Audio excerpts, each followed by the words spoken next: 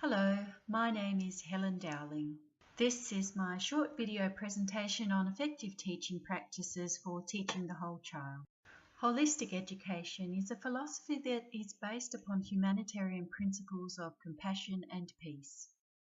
The complex moral and ethical challenges of the 21st century require a whole child approach to education to prepare future citizens with the capability of addressing these problems and building more peaceful and sustainable societies.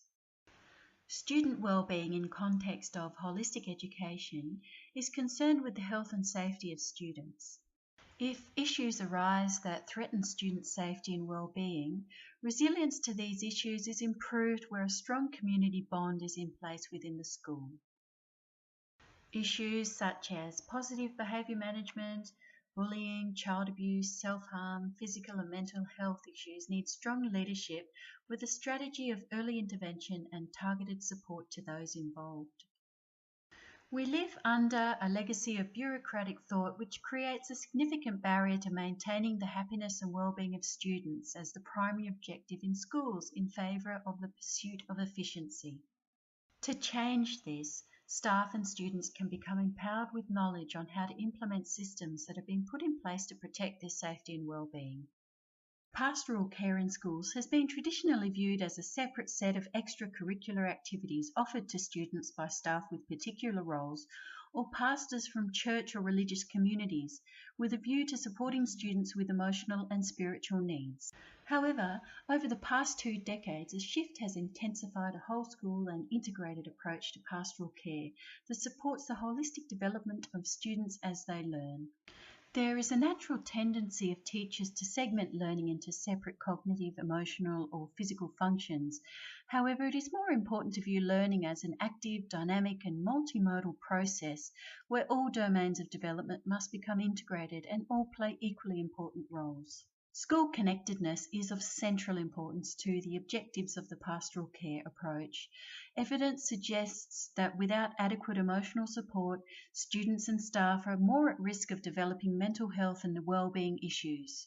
A whole school environment is underpinned by a strong sense of community. A powerful vision, as described by Miller, is that of Martin Luther King Jr.'s beloved community, a community of love and justice, a community that is based on interrelatedness.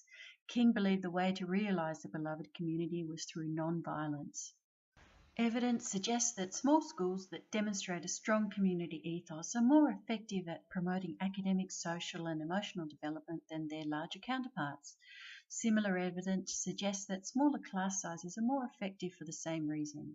Teachers need to develop effective listening skills and provide a strong, caring presence to support children as their different needs arise. A community-based approach needs to be taken to address behaviour management issues, and teachers need to cultivate patience within the classroom, with an understanding that each child is different with varying degrees of complexity and approaches to their learning. Commonly, children in classrooms are bored with what is being taught and see no direct relevance to what is being taught to their lives. The key to selecting classroom resources is to consider if the children will find the chosen activities enjoyable, engaging, and relevant. Classroom resources should elicit a feeling of joy within the children, as learning should be a pleasurable experience. It may not be possible to engage children 100% of the time with every learning activity, but a possible solution to engaging diverse learners is to provide choices within the learning environment where possible. Classrooms need to be filled with inviting spaces with resources that are interesting and safe to use. The use of a book corner, bean bags, couches, comfortable pillows, colourful curtains, and use of lighting can all impact learning positively by appealing to the child's interests and needs. Students need to be given opportunities to use technology at school within reasonable limits. Traditional learning materials also have an important part in classroom learning, such as paper resources, books, music, art materials, educational toys, etc. To teach the whole child, Miller suggests 3 strategies: transmission, transaction, and transformation.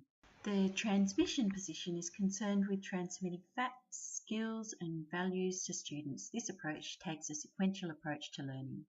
To evaluate the effectiveness of the transmission approach, multiple choice, fill in the blank, and standardised tests can be used. Care needs to be taken with this approach to ensure student well-being isn't impacted negatively. Secondly, the transaction position focuses on inquiry learning, problem solving, and thinking skills. Constructivist theories that can be linked to this approach are Vygotsky, Piaget, and Brunner. Students are able to solve problems, develop inquiry skills, and develop critical thinking skills.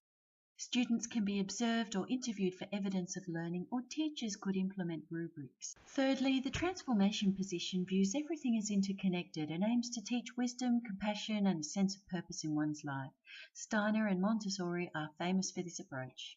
The service learning model belongs to the transformation approach and involves students working within community settings. Methods of evaluating this type of learning could include self-evaluation, autobiographies, portfolios, and journals. To keep the energy flowing, it is important to combine or interchange approaches to maintain interest and avoid boredom.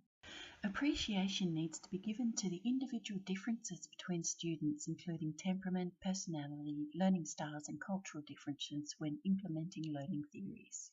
In conclusion, holistic education seeks to prepare future citizens who are capable of making positive contributions towards their society, as well as providing a learning environment that is sensitive to students' needs as human beings.